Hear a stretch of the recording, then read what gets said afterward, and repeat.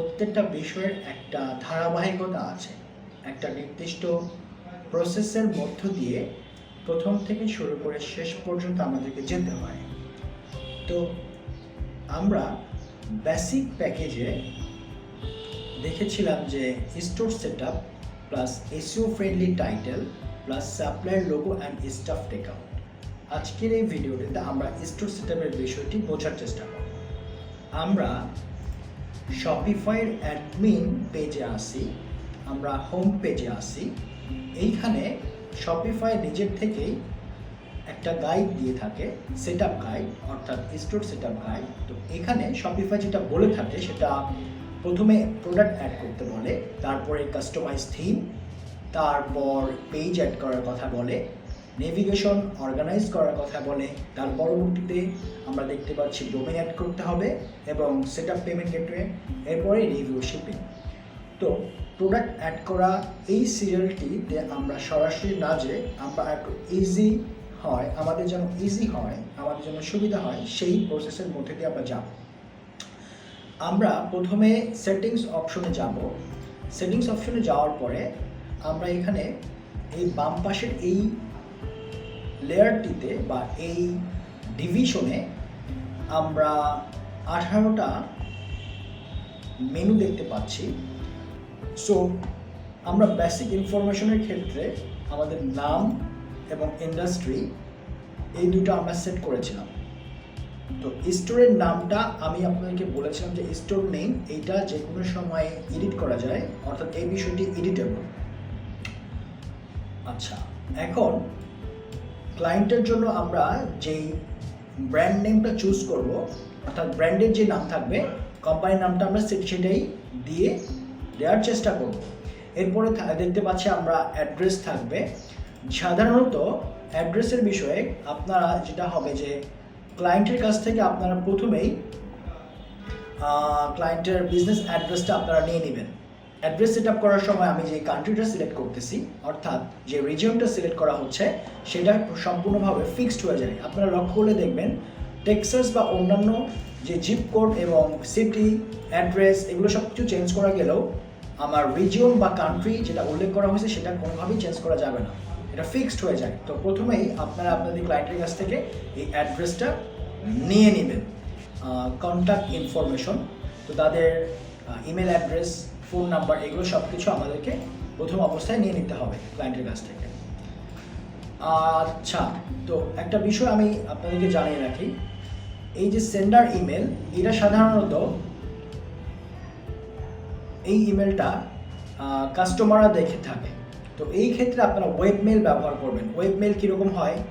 info@teamshopifybd.com, admin@teamshopifybd.com, অর্থাৎ info@ডোমেইন name, ক্লায়েন্টের যে ডোমেইনটা থাকবে সেই ডোমেইন নেম .com, ডোমেইনের নামটা দিয়ে .com দিবেন, সেটা হচ্ছে আপনার ওয়েব মেল।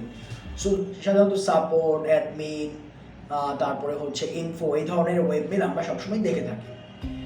স্টোর কারেন্সির ক্ষেত্রে যেটা আমরা সবসময় আমাদের ক্লায়েন্টরা যে অঞ্চলের হবে, যে কান্ট্রির হবে, আমরা সেই কারেন্সিটা অ্যাড করে দিব। স্ট্যান্ডার্ডস অ্যান্ড ফরম্যাট, এই টাইমটা হচ্ছে ইউএসএর টাইম। যদি ক্লায়েন্ট ইউএসএর হয় তাহলে আমরা ইউএসএর টাইম ব্যবহার করবো, ইউকে হলে ইউকের টাইম ব্যবহার করবো। আর হচ্ছে ইউনিট সিস্টেম, এটা ইম্পেরিয়াল সিস্টেম থাকবে।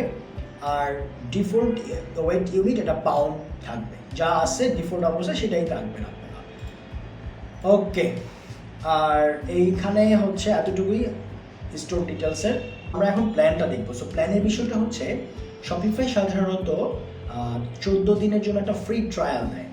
14 দিন পরে যদি আমার কোনো একটা কার্ড, সেটা credit card, master card, visa card, MX card, যে কোনো একটা কার্ড অ্যাডজাস্ট করতে হবে শপিফাইকে বিল দেওয়ার জন্য। যদি আমি বিল দিতে ব্যর্থ হই তাহলে এই স্টোরটা ক্লোজ হয়ে যাবে। ঠিক আছে? তো সাধারণত 14 দিনের একটা ফ্রি ট্রায়াল শপিফাই দিয়ে থাকে জাস্ট শুরু করার জন্য। আচ্ছা, তারপরে যেটা আছে সেটা হচ্ছে user and permission. User and পারমিশনের ক্ষেত্রে সেখানে আমরা যদি কোনো একটা স্টাফকে নিয়োগ দিতে চাই আমাদের স্টোরে অ্যাক্সেস করার জন্য, অর্থাৎ আমরা এই জিনিসটা আছে কি ইউজার অ্যান্ড পারমিশন। ধরেন আপনার কোনো একজন ক্লায়েন্ট আপনাকে স্টোরে অ্যাক্সেস দেবে, তো সে সাধারণত দুইভাবে অ্যাক্সেস দিতে পারে। একটা হচ্ছে আপনাকে ডিরেক্ট স্টোরের লগ ইন অ্যাক্সেসটা দিতে পারে, অর্থাৎ ইমেইল অ্যাড্রেস এবং পাসওয়ার্ড, এই দুটা বিষয় আপনাকে দিয়ে দিতে পারে। অথবা সে ক্লায়েন্ট আরেকটা কাজ করতে পারে, আপনারা সাজেস্ট করবেন যদি তারা বুঝতে না পারে, সাধারণত নতুন ক্লায়েন্টরা এটা বুঝতে পারে না, যেটা সাজেস্ট করবেন যে এই যে ইউজার অ্যান্ড পারমিশনের মধ্যে স্টাফ অ্যাকাউন্ট আছে, এখানে যে আপনার এমপ্লয়ির যে নাম হবে, ধরেন আমি আমার একটা এমপ্লয়িকে এখানে অ্যাক্সেস দিব, ঠিক আছে, এমপ্লয়িকে অ্যাক্সেস দিব। তো যেটা হবে এমপ্লয়ির নামটা দিব, নাম দেওয়ার পরে আমি তার ইমেল অ্যাড্রেসটা দিয়ে দিব।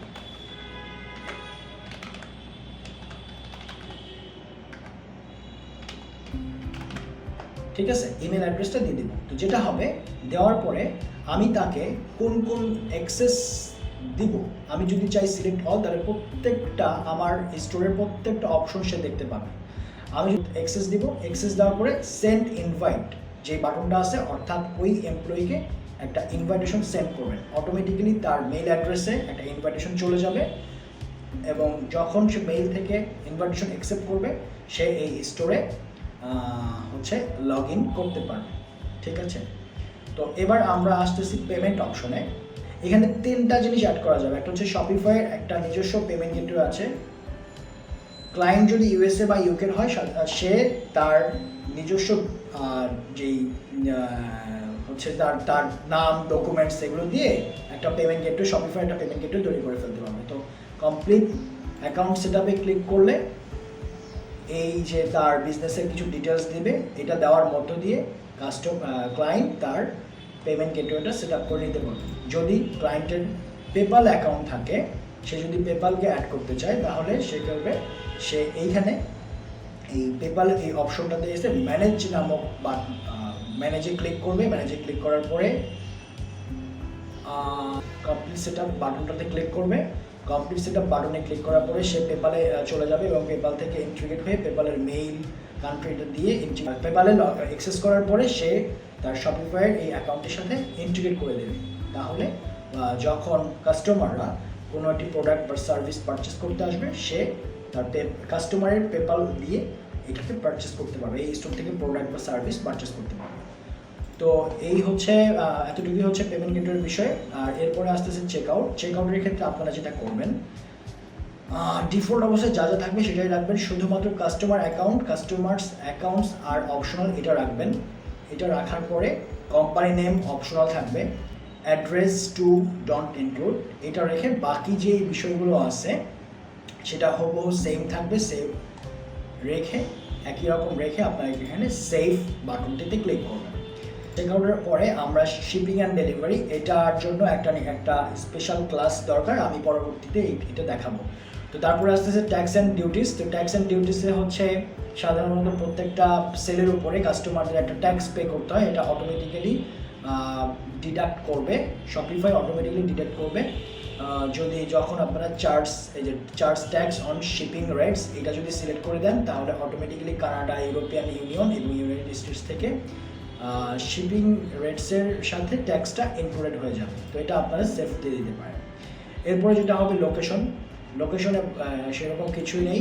গিফট কার্ড আছে, গিফট কার্ডের পরে মার্কেট শিপিং অ্যান্ড ডেলিভারি, এগুলো আমি পরবর্তীতে আলোচনা করব। সেলস চ্যানেল হচ্ছে আমরা যদি ফেসবুকের মাধ্যমে আমাদের বিজনেসটি সামনের দিকে নিয়ে যেতে চাই, আমাদের মার্কেটিং করতে চাই, তাহলে সেক্ষেত্রে সেলস চ্যানেল, এখানে আমরা বেশ কয়েকটা বাটন বা অপশন পাবো। তো ফেসবুক, পিন্টারেস্ট, গুগল, এইগুলোকে এখানে অ্যাড করে রাখা যাবে সেলস চ্যানেল। তারপর হচ্ছে ডোমেইনের ক্ষেত্রে আমরা আমাদের যদি নিজস্ব ডোমেইন থাকে, এক্সিস্টিং কোনো ডোমেইন থাকে অন্য কোনো থার্ড পার্টি ডোমেইন প্রোভাইডারের কাছ থেকে, যেমন আমরা যদি নেমচিপ থেকে বা গোডারি থেকে যদি ডোমেইন কিনে থাকি, তাহলে সেই ডোমেইনটাকে আমরা এই শপিফাইয়ের সাথে কানেক্ট করে দিতে পারবো। ঠিক আছে, এবং এইটা এই অপশন থেকে করে দিতে হবে। অথবা আমরা যদি চাই শপিফাই থেকে ডোমেইন পারচেস করে দিতে, সেটাও সম্ভব।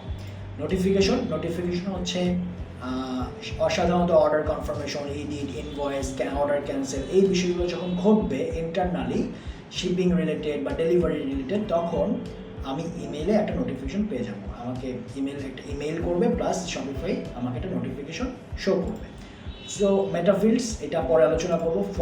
ফাইলস হচ্ছে সাধারণত শপিফাই স্টোরে যখন আমরা ব্যানার অ্যাড করব বা কোনো কন্টেন্ট অ্যাড করব, ঠিক আছে, তো অথবা কোনো প্রোডাক্টের ইমেজ অ্যাড করব, তো সেইগুলো এই ফাইলস আকারে এই অপশনটাতে জমা হয়ে থাকবে, ঠিক আছে। ল্যাঙ্গুয়েজ ডিফল্ট অবস্থায় যে ইংলিশ ল্যাঙ্গুয়েজটা আছে এটাই থাকবে। যদি আমরা চাই চেঞ্জ করতে, তাহলে পরবর্তীতে আমরা অ্যাপের মাধ্যমে বিভিন্ন ল্যাঙ্গুয়েজকে সেট করতে পারবো। পলিসির ক্ষেত্রে যে বিষয়টি জানা প্রয়োজন, প্রত্যেকটা ওয়েবসাইটে বেশ কয়েকটা মেনু, ফুটার মেনুতে বেশ কয়েকটা অপশন থাকতেই হয়, যেমন terms of service, refund policy, privacy policy. তো এইগুলো কোম্পানির পক্ষ থেকে তৈরি করে নিতে হয়। যেটা আছে একটা যেই সুবিধাটা শপিফাইতে আছে, শপিফাই পলিসিস পেজে refund, privacy, terms of service এইগুলো অটোমেটিকলি জেনারেট করে দেওয়ার একটা অপশন রাখছে। আমরা যদি চাই এই জেনারেট করার পরে আমরা এটাকে এডিট করতে পারবো, সেটাও সম্ভব। আমি চাচ্ছি যে রিফান্ড পলিসি আমি 30 দিন দিব না, আমি 14 দিন পর্যন্ত আমার সুযোগ রাখবো আমার কাস্টমারের জন্য। সো প্রাইভেসি পলিসি, এখানেও আমি জাস্ট এটা ক্লিক করব, অটোমেটিক্যালি জেনারেট হয়ে যাবে। টার্মস অফ সার্ভিস, এটাও অটোমেটিক্যালি জেনারেট হয়ে যাবে। যেটা বাড়তি আছে সেটা হচ্ছে শিপিং পলিসি। আমার ইউটিউব চ্যানেলের ঠিক ডেসক্রিপশন বক্সে আমি শিপিং পলিসির কন্টেন্টটা রেখে দেব। আপনারা যখন প্র্যাকটিস করবেন এই কন্টেন্টটা এখানে ব্যবহার করতে পারেন। সো বলতে গেলে শপিফাইয়ের সেটিংস প্যানেলে এই কয়েকটা বিষয় থাকে, এর বাইরে আর কিছু নেই। তো সেটিংস অপশন শেষ, আমরা পরবর্তীতে দেখব কিভাবে পেজগুলো সেট আপ করতে হয়। তো সেই পর্যন্ত আপনাদের জন্য অনেক অনেক শুভকামনা। আমি আশা করব আপনারা প্র্যাকটিস করে যাবেন যা দেখাচ্ছি।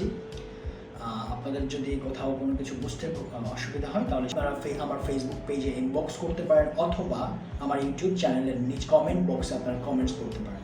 আমি পরবর্তীতে অবশ্যই আপনাদের প্রশ্নগুলোর সঠিক উত্তর দেওয়ার চেষ্টা করব। সো সেই পর্যন্ত ভালো থাকবেন, আপনাদের জন্য অনেক অনেক শুভকামনা। দেখা হবে পরবর্তী ভিডিওতে। Thank you so much.